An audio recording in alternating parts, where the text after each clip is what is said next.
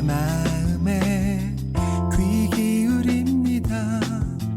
너와 나의 공감 이야기. 공감복지 라디오. 공감복지 라디오 시가 있는 클래식. 오늘은 한국의 대표적인 시인이자 언론인입니다. 1993년 중앙일보 신춘문예로 등단을 하시고 한국경제신문 문화부 기자 그리고 문화부장, 논설위원을 거쳐 현재 문화 에디터로 활동을 하고 계시고요. 고두현의 아침 시편 등의 칼럼으로 독자들과 만나고 있습니다. 시집에는 늦게 온 소포, 물미해안에서 보내는 편지 등과 여러 산문집을 출간을 하셨고 지금도 꾸준한 활동을 이어오고 계십니다. 또한 문학적 역량을 인정을 받아서 김달진 문학상, 유심작품상, 김만중 문학상 등을 수상을 하셨습니다. 먼저 고두현 시인의 늦게 온 소포를 들려드립니다.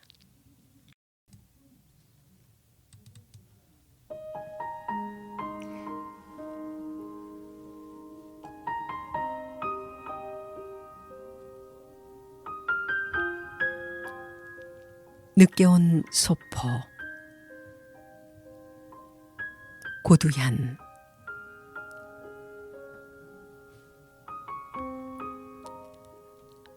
밤에 온 소포를 받고 문 닫지 못한다. 서투른 글씨로 동여맨 겹겹의 매듭마다 주름진 손마디 한 대 묶어 도착한 어머님 겨울안부. 남쪽 섬 먼 길을 해풍도 마르지 않고 바삐 왔구나. 울타리 없는 곳에 혼자 남아 빈 지붕만 지키는 쓸쓸함. 두터운 마분지에 싸고 또 싸서 속의 것보다 포장 더 무겁게 담아보는 소포끈 찬찬히 풀다 보면 낯선 서울살이 찌든 생활에 겉꺼풀도 하나씩 벗겨지고 오래된 장갑 벗어난 짝 해진 내의까지 감기고 얽힌 무명실 줄 따라 펼쳐지더니 드디어 한지더미 속에서 놀란 듯 얼굴 내미는 남해 산 유자 9개.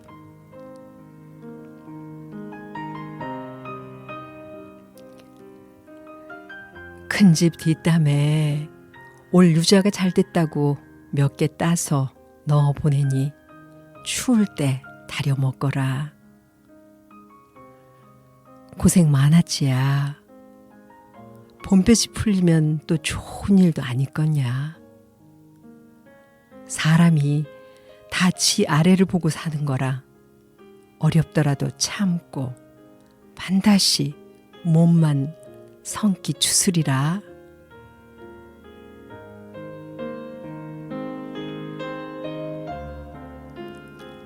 헤쳐놓았던 몇 겹의 종이 다시 접었다 펼쳤다. 밤새 남행의 문 닫지 못하고 우연히 콧등 시끈거려 내다본 밖으로 새벽 눈발이 하얗게 손 흔들며 글썽글썽 녹고 있다. 안녕하세요. 반갑습니다. 예, 안녕하세요. 고두현입니다. 네, 선생님 먼저 이렇게 소중한 시간 내어주셔서 진심으로 감사드립니다. 제가 먼저 작가님 시 가운데에서 늦게 온 소포라는 시를 낭독을 해봤는데요. 제가 알기로 이 시는 작가님의 첫 시집이기도 하면서 또 어머니에 대한 그리움이 담긴 시라고 알고 있어요. 네. 먼저 이 시의 메시지는 무엇일까요? 예, 사랑의 감정 중에서 가장 근본이 되는 모성의 뿌리, 그거를 이제 만져보는 시라고 하는데 어머니가 보낸 소포에 담긴 그 사랑과 또 그걸 받아들고서 눈물을 승이는 자식의 모습 이런 걸 통해서 주고받는 거, 어머니의 사랑을 받아들이는 수신자의 목소리와 또 그것에 화답해서 보내는 송신자의 목소리를 동시에 담은 시다. 이렇게 표현할 수가 있겠네요. 실제로 우리 어머니가 보내준 유자와 편지, 그 중세 맞춤법 잘 안 맞는 그 쓴 거라서 뭐 시에서는 받기만 했지만 그걸 받고 제가 써서 보낸 시는 또 보낸 사람의 목소리라 주고받는 소통까지가 이루어진다고들 평론가들이 말을 하더군요. 네. 그럼 선생님 그 고향이 원래 유자가 좀 많이 나는 곳인가요? 예, 경남 남해가 제 고향인데 네. 거기에 유자, 치자, 비자라고 그래서 삼자가 유명했는데요. 아. 치자, 비자보다는 유자가 훨씬 더 음. 많죠. 네. 음. 그렇군요.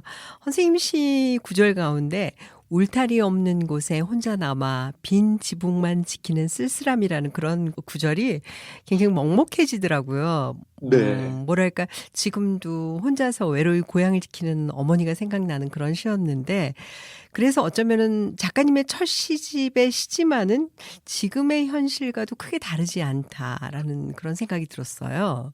네. 사실 이 땅의 모든 어머니와 또 그 자녀들의 마음이 똑같을 거고 이건 뭐 동서고금이 다르지 않을 거고 그죠?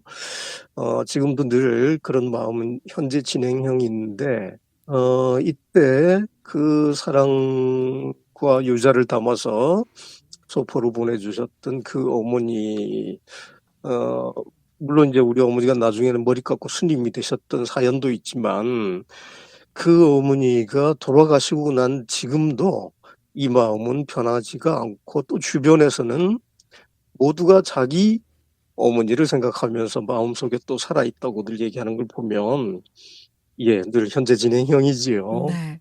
어머님이 뭔가 깊은 깨달음이 있으셨을까요? 그 네.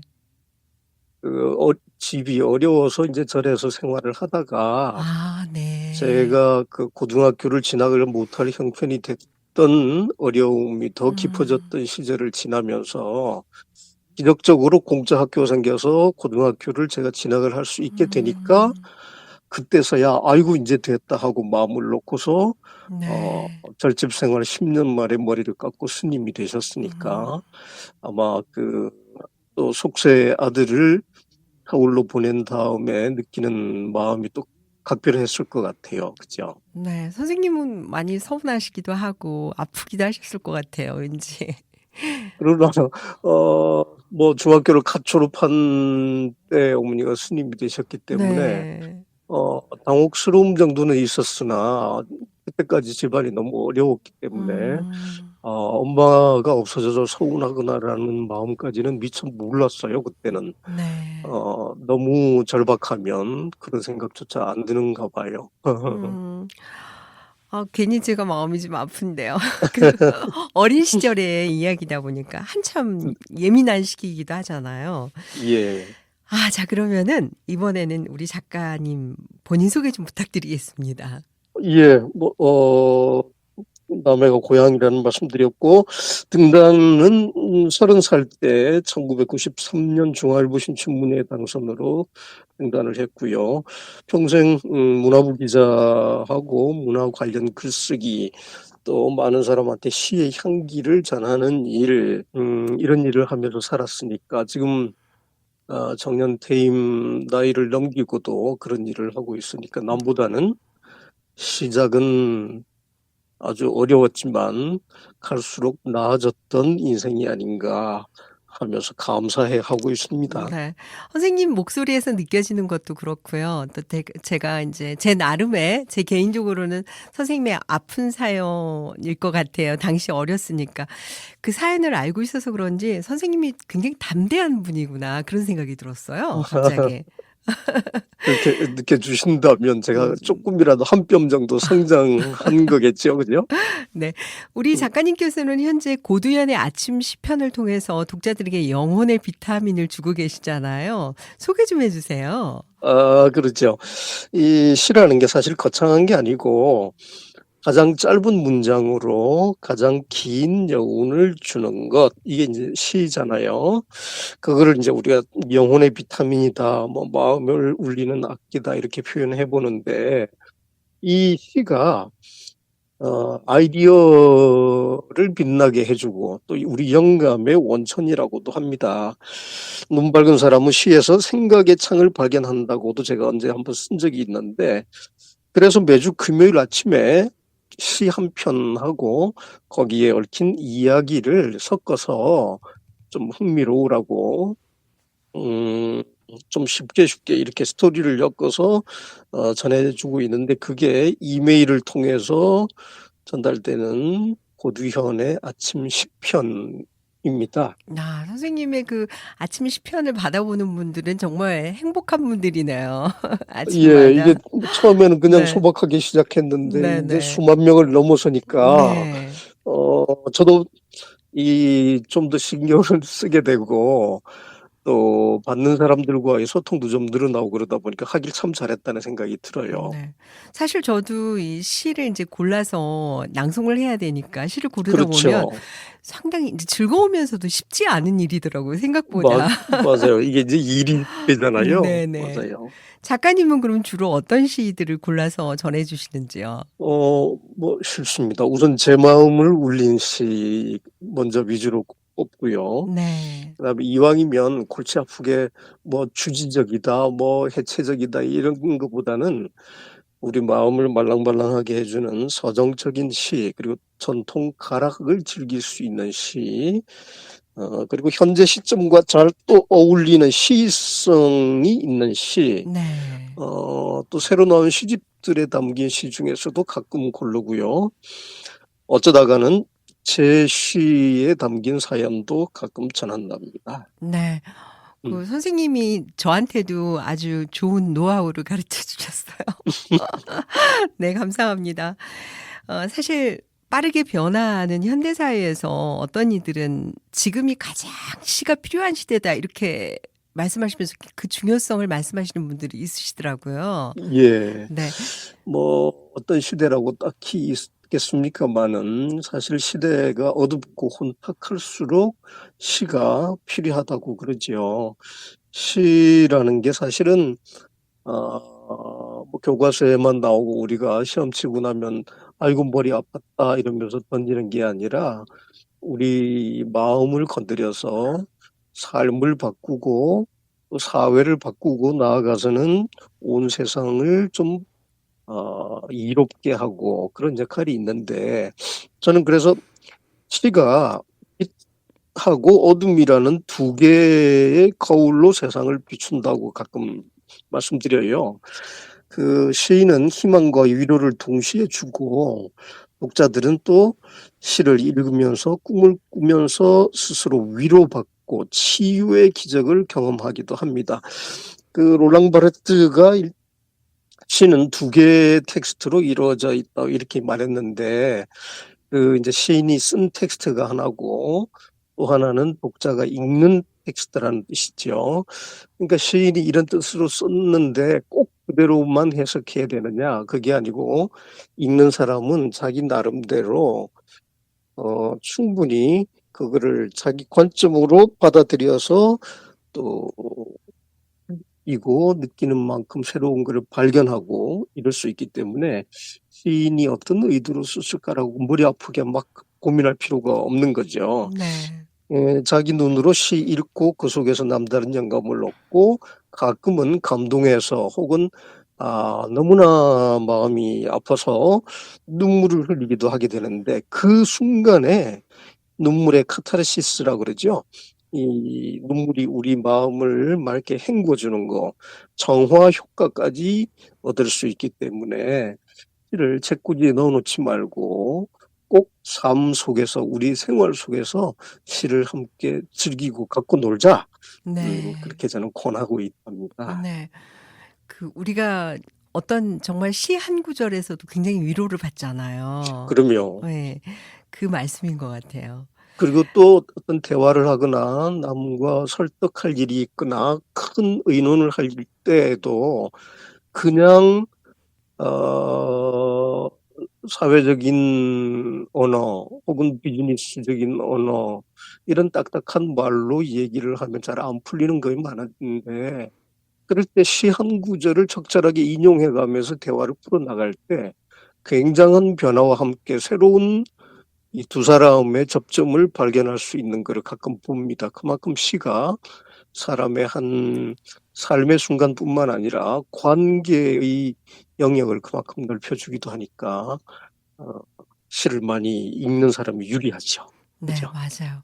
그러고 보면은 옛날이 참 그리워요. 옛날에는 항상 그 시집을 들고 다니는 사람들이 많았었거든요. 아 그거 좀 있어 보이잖아요. 네, 맞아요.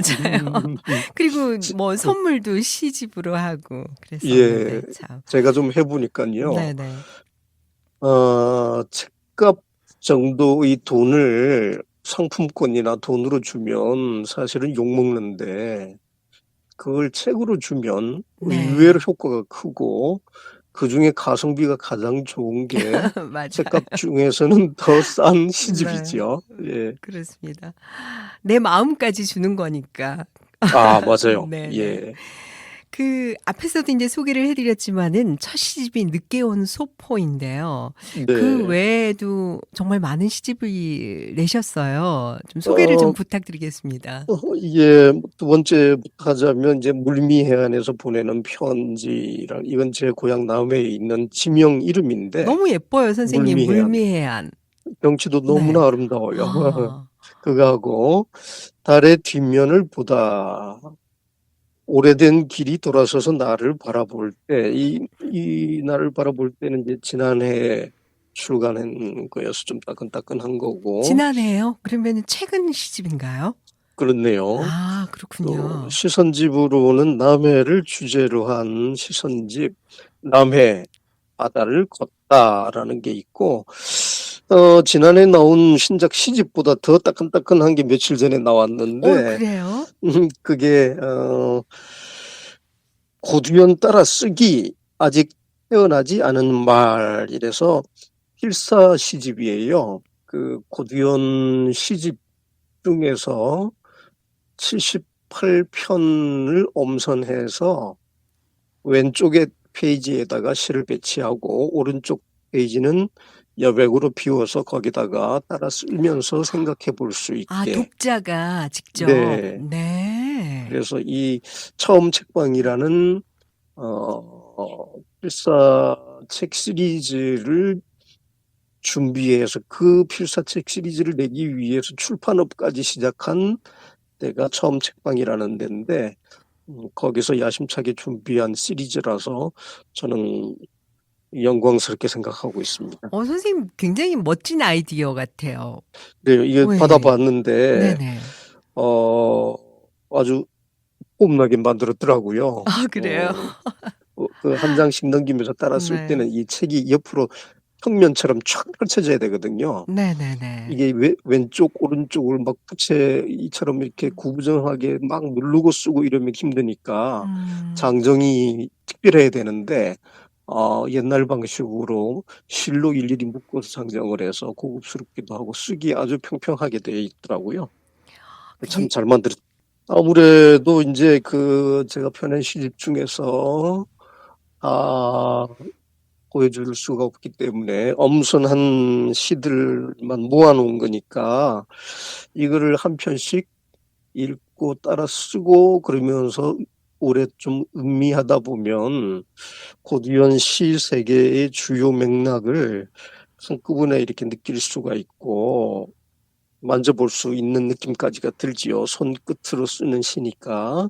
무엇보다도 요즘 시를 따라 쓰면서 어휘력을 늘릴 수 있다라는 것 때문에 그런 책들이 베스트셀러가 된 거를 보고 네네. 놀랍기도 하고 반갑기도 했는데 제가 시인이 되기 위해서 공부했던 게 중학교 때부터 이 좋은 시 따라쓰기였거든요.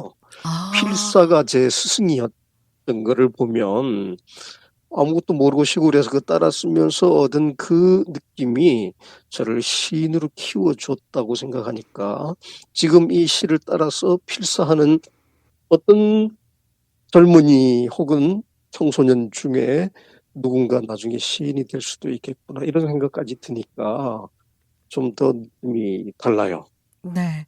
정말 아이디어도 좋고 저도 '한번 해 보고 싶다. 따라서 써 보고 싶다.' 이런 생각이 막 들거든요. 예. 네. 우리 인제 작가님이 그동안 쓰셨던 모든 시집이 안 아픈 손가락이 없을 것 같아요. 자식 같은 거잖아요. 네. 그래도 그동안 펴내신 시집 중에서 한 곳만 고르신다면은 어떤 게 그 있을까요? 아무래도 그 늦게 온 소포가 첫 시집인데 네네. 이게 가장 많은 분들과 소통이 됐던 시여서 의미가 있는 것도 있고 그다음에 제가 93년 등단한 다음에 7 년이나 기다렸다가 묵혀서 냈던 게 이 늦게 온 소포 첫 시집이어서 그 당시 민음사에서 이 시집 나올 때 많은 사람들이 "왜 도대체 7 년이나 이 시집을 안 내고 우리를 괴롭히느냐." 음. 그랬는데 저는 7년 동안 오히려 속으로 벼린 다음에 세상에 첫 아기를 내놓는데 가장 정성껏 해야 된다라는 조심스러움 때문에 그랬던 거였거든요. 그런 사연까지 곁들여 있어서 이게 제일 좀 정이 가고 두 번째로는 인제 아무래도 제 고향 남해를 테마로 한 추천집 남해 바다를 걷다가 인제 이 많은 사람들이 남해를 여행하면서 보내온 피드백이 많아요. 네. 그래서 내가 생각하는 거하고 또 그분들이 느끼는 거하고 접점해서 만나는 게 이 늦게 온 소포라는 시집하고 남해의 바다를 걷다라는 시선집이구나 발견을 했지요. 그 그래서 고향인 남해에서 뭐 선생님께 뭔가 선생님이 엄청 남해를 홍보하신 거잖아요. 그 뭐 네. 하다 보니까 그렇게 된 건데 네. 또 남해가 워낙 아름다운 풍광도 있고 네 그래서 맞아요. 여행을 갔다 오는 분들이 또 그 왜 신문이나 이 방송에서 여행 가이드 소개하거나 또 여행 기사를 쓰거나 그런 분들이 그 지역을 소개할 때 항상 문학 작품이나 예술하고 연계하잖아요. 네네. 그럴 때 남해에 가면 뭐 약속이나 한 듯이 고두현 시를 인용하면서 다 기사를 쓰거나 책에 소개하거나 그렇게 해준 덕분이에요. 그러니까요. 남해에서 선생님에게 뭔가를 좀 또 뭔가 보답을 해야 되지 않을까 갑자기 그런 생각이 아이고 들어서. 제가 남해를 더 품고 사랑해야죠. 네. 선생님 시집이 보면 제목들이 늦게 온 소포도 그렇고요. 물매 안에서 보내는 편지, 달의 뒷면을 보다, 뭐 오래된 길이 돌아서서 나를 바라볼 때 등 이런 시집 제목은 선생님이 다 정하신 건가요? 네. 전부 다 이 개별 시 제목이기도 하고요. 이제 시집 제목을 정할 때는 그 시집에 담겨 있는 시의 제목을 책 제목으로 삼는 경우가 있고 또 그 본문 중의 한 구절을 뽑아서 따로 제목을 만들기도 하는데 저는 대부분 작품 속에 있는 아니 그 작품의 제목을 시집 제목으로 다 썼죠. 아무래도 그 시에 대한 애정이 독자들에게는 드러나고 또 그걸 통해서 제목에 쓰여 있는 그걸 이제 표제시라고 그러는데 '표제시는 꼭 한번 읽어 봐야 되겠구나.'라고 독자들이 생각하잖아요. 그런 것까지를 염두에 두고 했었죠. 네. 작가님의 시는 서정시 특유의 가락과 정서를 보여주며 전통시의 품격을 높였다라는 평가가 있더라고요. 아이고 어 과분하죠. 시를 쓰시는 과정에서 중요하게 생각하시는 특별한 어떤 요소가 있을까요? 여러 가지가 있겠지만 그리고 퇴구하느라고 워낙 많이 다듬고 하는 거는 모든 시인들이 다 하는 거지만 제가 어릴 때부터 제 마음과 몸에 직접 와닿아서 가장 좋았던 거는 운율이었어요. 말의 리듬이죠. 네. 중학교 때부터 이상하게 김소월 시집을 너무 좋아서 읽고 외우고 옆에 따라 써보고 그러면서 왼쪽에 있는 시의 단어를 오른쪽으로 옮겨 쓰는 과정에서 두 음절이나 세 음절 단어들이 제가 옮겨 쓰다 보니까 제 나름대로 뭐 칠흑 같은 어둠 그러면 그 클리셰처럼 그 관행적으로 쓰는 말로 저는 옮겼던데 다시 왼쪽으로 돌아가서 원문을 보니까 그게 아니에요. 네. 그래서 맞아, 칠흑 같은 어둠, 예를 드는 겁니다. 칠흑 네네. 같은 어둠이라고 그럴 때 어둠이라고 쓰면 이건 진짜 이미 식상한 문장이 되는데 시인은 그 대목에서 오래 생각해서 발견한 단어, 다른 단어를 썼구나, 이렇게 발견하는 순간 깜짝깜짝 놀라게 되고 그 음절 숫자까지 다 맞춘 거구나라는 걸 깨닫게 되니까 시에 왜 리듬이 있는지, 심지어 행을 가르지 않고 산문처럼 써놓은 시조차도 소리내어 읽어보면 이 장중한 흐름이 물살이 흘러가듯이 이 리듬이 있구나. 그게 어릴 때부터 너무 좋았어요. 그래서 네. 운율을 되게 중시했고, 대학에 가서 저는 이제 국문학을 공부했는데 그때는 뭐 국문과만 가면 시인이 되는 줄 알고 막연히 꿈꾸던 시인 때문에 이제 국문과를 가서도 저는 어학보다는 국어 국문학 가면 어학도 배우는데 어학보다는 문학이고 그 창작에도. 중에서도 네. 시고 그 네. 중에서도 이 음운, 운율 이쪽에 자꾸 끌려서 향가, 여요 이런 거를 또 읊어가면서 따라 쓰고 이렇게 공부했었던 기억이 납니다. 그게 저한테 가장 크게 작용을 했고, 지금도 어릴 때 그 해적판으로 나와 있던 백석 시를 따라 쓰면서 읊었던 리듬, 또 정지용, 또 미당 운율 이런 거를 공부했던 게 지금까지 몸에 남아 있다는 생각이 들어요. 네. 우리 주변에 있는 사람들한테 시를 공부할 때 어떻게 하느냐 뭐 이런 걸 물어볼 때 저는 공부라고 생각지 말자, 그냥 즐긴다고 생각하자. 음악도 즐길 낙자 아니냐. 네. 시도 리듬을 즐기는 게 맞다. 왜? 시를 음악이라고 하니까. 그래서 즐기는 데에는 운율이 우선 중요하기 때문에 그 높은 음자리표, 뭐 도리표 이런 걸 생각하면서 시를 한번 읽어보자 이렇게 또 권하기도 하거든요. 요즘은 또 시낭송 붐이 워낙 뜨거워서 네. 전국에서 시낭송 대회 준비하는 분들이 뭐 30만 명이라고 듣고 깜짝 놀랐는데, 진짜요? 와. 이분들도 네. 시의 운율을 그렇게 중시하는 거잖아요, 결국에는. 네네.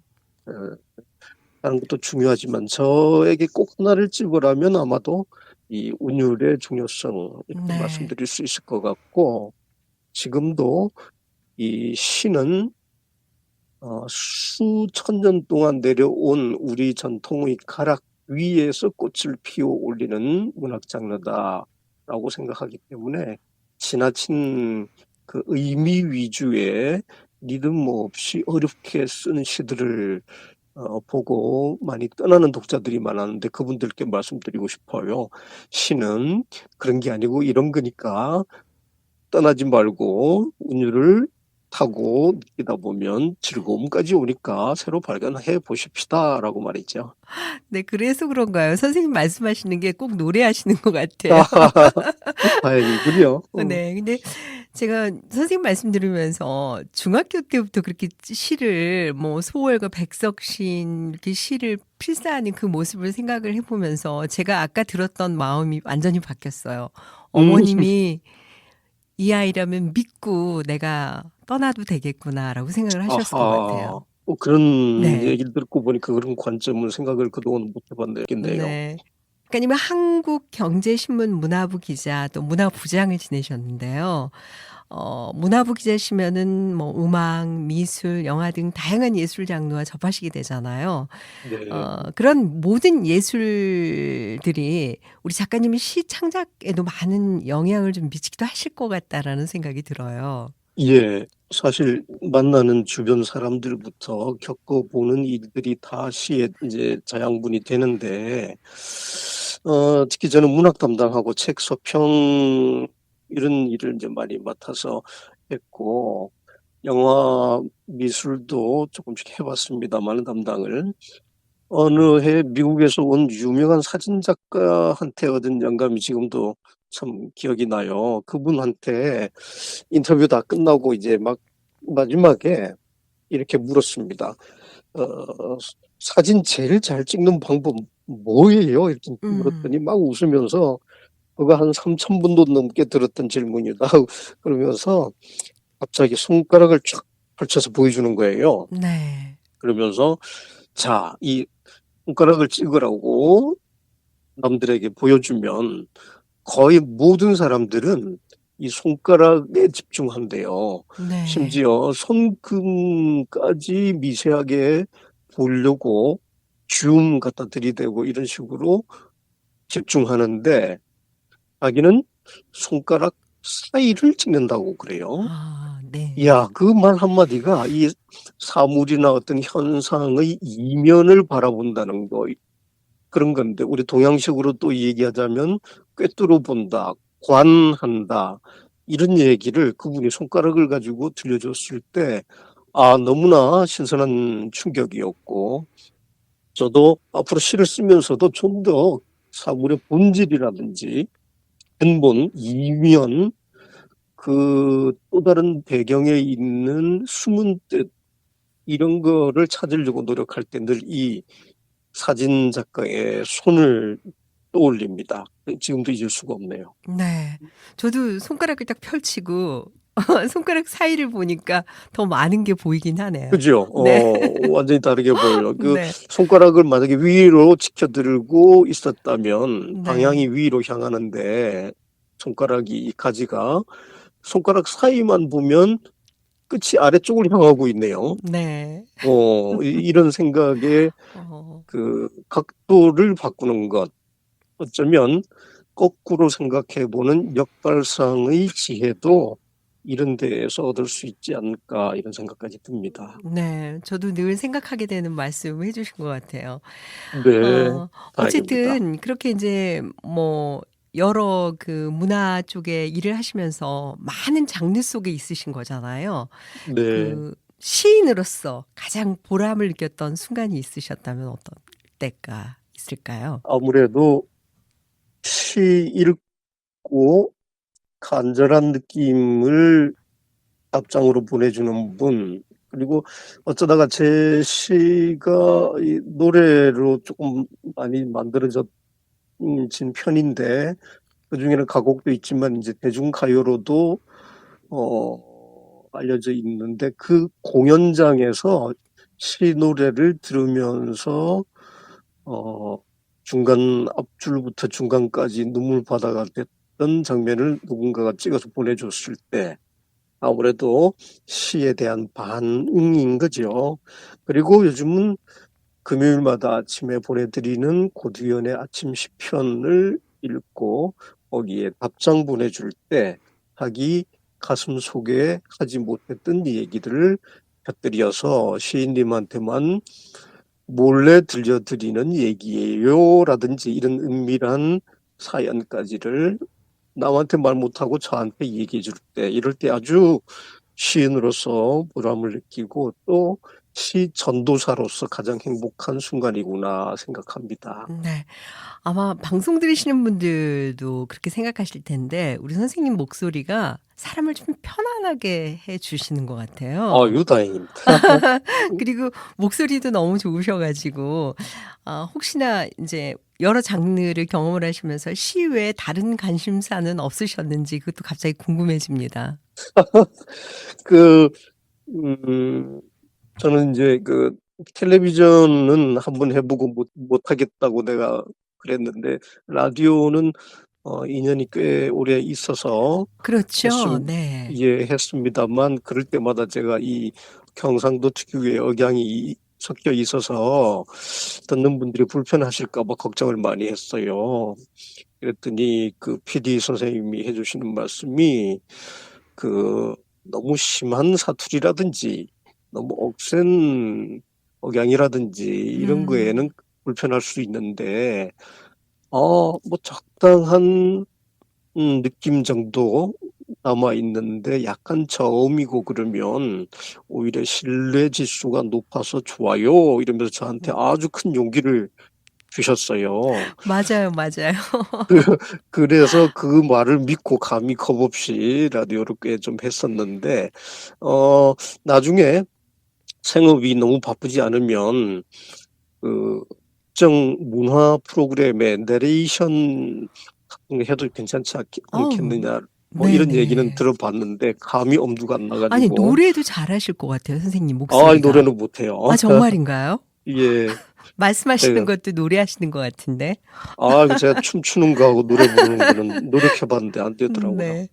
자 그러면은 이번에는 선생님의 그 멋진 목소리로 직접 시 낭송을 듣는 시간을 갖겠습니다. 자 어떤 시를 낭송을 해 주실까요? 그거 할게요. 두 번째 시집 제목이기도 한 네. 물미해안에서 보내는 편지 네. 하겠습니다. 너무나 그 해안 이름이 아름다워서 저도 한번 가 보고 싶어요. 그림이 그려지듯이 그래야 될 네네. 텐데. 네. 자 그럼 선생님 부탁드립니다.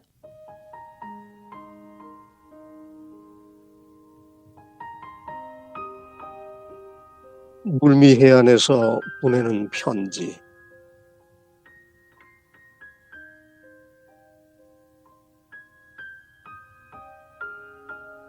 저 바다 단풍 드는 거 보세요. 낮은 파도에도 멀미하는 노을. 해안선이 들어앉아 머리 풀고 흰 목덜미 말리는 동안 미풍에 말려 올라가는 다홍 치맛단 좀 보세요. 남해 물건리에서 미조항으로 가는 30리 물미해안. 허리에 낭창낭창 감기는 바람을 밀어내며 길은 잘 익은 햇살 따라 부드럽게 휘어지고 섬들은 수평선 끝을 잡아 그대 처음 만난 날처럼 팽팽하게 당기는데 지난 여름 푸른 상처 온몸으로 막아주던 방풍님이 얼굴 붉히며 빨갛게 옷을 벗는 풍경. 은점 지나 노구 지나 단감빛으로 물드는 노을. 남도에서 가장 빨리 가을이 닿는 30리 해안길. 그대에게 먼저 보여주려고 저토록 몸이 닳아 뒤척이는 파도.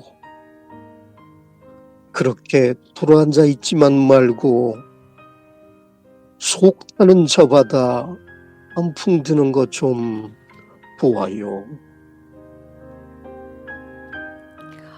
네. 선생님 시는 시 낭송가들한테 되게 인기 있을 것 같아요.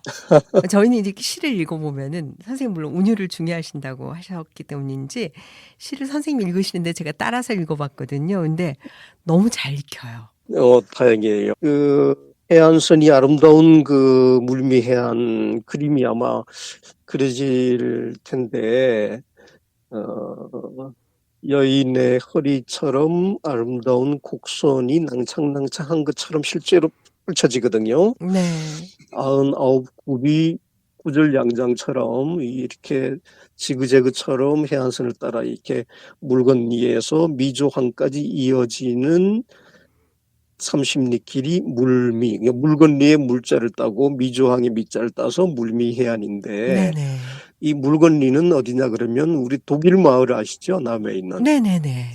독일 마을이 있는 그 장소가 물건리예요. 네. 그 물건리에는 또 우리 어머니가 스님이 되셔서 주재하셨던 미르감이라는 절이 있는 마을이기도 하고, 거기에서 미조항까지 가는 길이 너무나 아름다운데, 그 어느 해 가을에 제가 그 길을 가다가 어, 어, 왼쪽 산에 나무에 단풍 든 게 오른쪽 바다 물에 비쳐가지고 네. 마치 바다에 단풍이 든 것처럼 보여서 첫 구절을 공짜로 얻었죠. 그냥 네.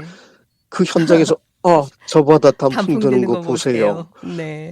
이 구절 하나가 나와서 탄생한 게 이 시인데, 뭐 수없이 길게 써봤습니다만 줄였더니 이렇게 됐어요. 그런데 이게 은밀하면서도 아주 어쩌면 좀 관능적이기까지 한데 대놓고 말은 안 하고, 그래서 애타면서도 좀 은은하면서도 절절한 사랑의 세레나데라고 평론가들이 음, 말해 주더군요. 좀 네.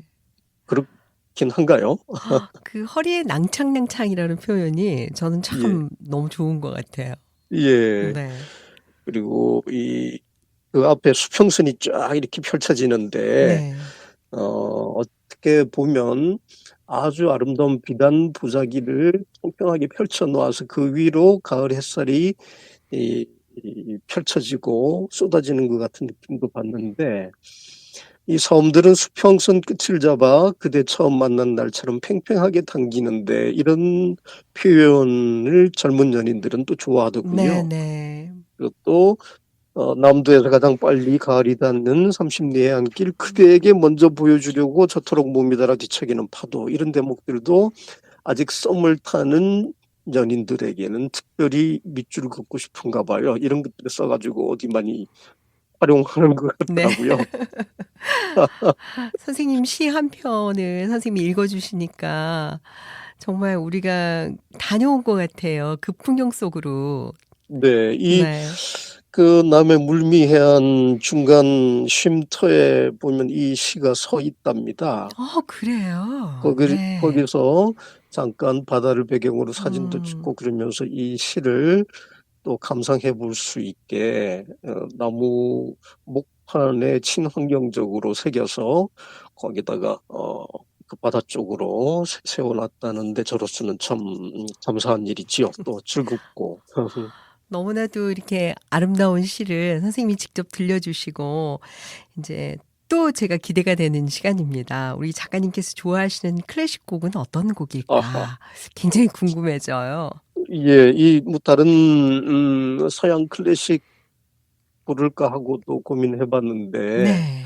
그건 뭐 방송 내내 많이 나갈 테니까 이 시간에는 마침 또 시 얘기하는 시간이고, 그래서 이거 쑥스럽지만은 제 시에 곡을 붙인 가곡 중에 천년을 하루같이, 천년을 어, 하루같이요? 네. 예, 이 곡을 같이 감상해 보면 어떨까 네. 싶어요. 그러면 선생님 이 곡은 어떤 곡인가요?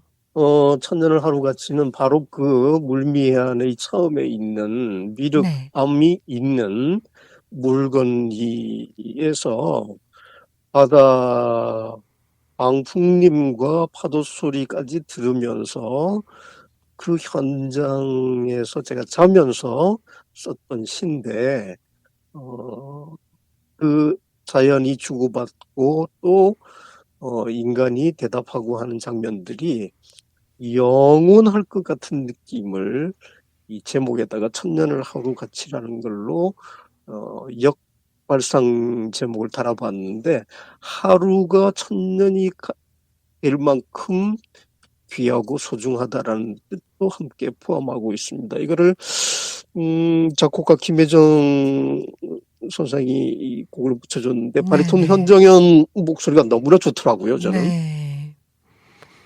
한정현. 네. 한정연. 네. 네. 저 잠깐 들어봤는데 정말 노래가 좋더라고요. 예. 이 소프라노 버전도 있던데, 네네. 아직은 이 한정현 바리톤 목소리가 너무나 처음 만났을 때 좋았기 때문에 저는 먼저 좋아하고, 바리톤도 네. 아니 저 소프라노도 다시 또 제 귀에 익혀서 더욱 사랑할까 하는 네. 중입니다. 이 두 가지 앞으로는 버전까지 생겼다는 게 또 몰랐었는데 놀랍더라고요. 앞으로는 좀 이렇게 시가 노래가 돼서 많은 분들에게 들려줬으면 좋겠어요, 진짜. 네. 네. 오늘 선생님 곡 천년을 하루같이 고두현 작시, 김혜정 작곡, 바리톤 한정현의 목소리로 준비를 할게요. 네. 네. 끝으로 독자분들에게 하고 싶은 이야기가 있으시다면은요. 고두현의 아침 시편도 좀 홍보를 많이 해 주시고. 어 사실 하루의 시작을 어 어 좀 고요하게 명상하듯이 시 한 편으로 열면 그날 하루 내내 마음이 맑아지고 행복해지잖아요. 그리고 하루를 그렇게 시작하면 한 주가 또 그렇게 될 거고, 한 사람이 좋아지면 한 사회, 지구촌 모두가 그렇게 될 거라고 믿는 것처럼 이 '내가 먼저 시작해야 된다. 그리고 지금 이 순간부터 시작하자. 오늘 아침부터 해 보자.'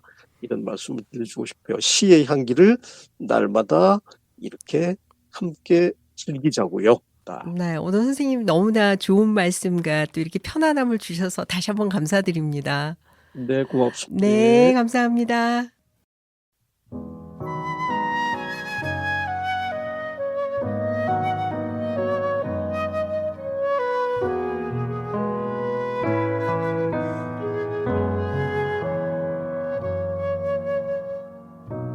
그 숲에 바다가 있네.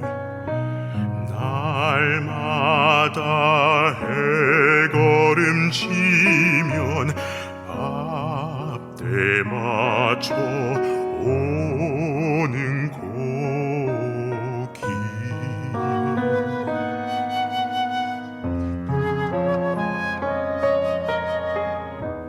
먼 바다 물결 소리, 바람 소리, 몽돌 소리, 한밤의 노을까지 그 숲에 잠겨 있네.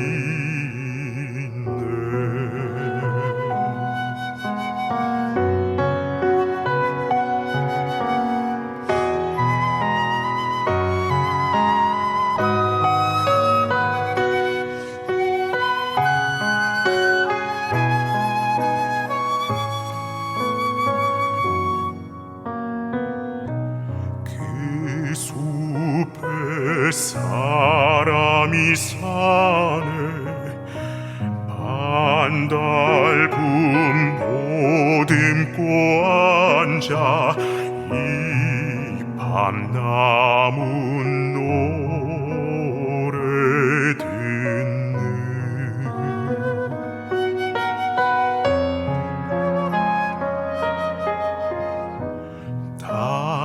당신이 거기 있네. 인멸치 뛰고 벚꽃 피고.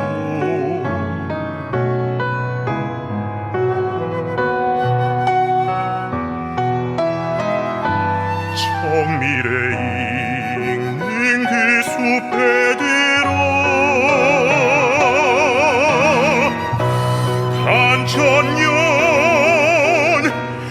한천년 살고 싶네.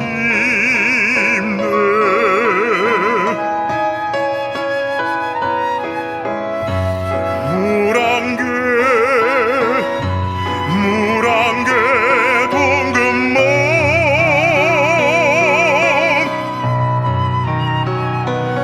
뽀얗게 말아올리며, 뽀얗게 말아올리며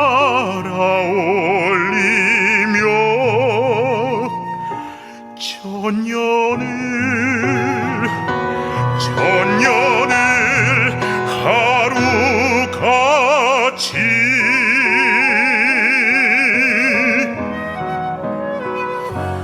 하루를 천년같이.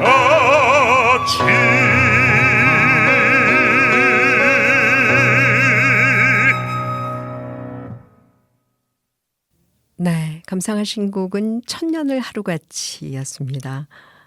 오늘 함께 해주신 고두현 시인의 시에 곡을 붙인 곡으로 김혜성 작곡, 테너 한정현님의 목소리로 감상을 하셨습니다.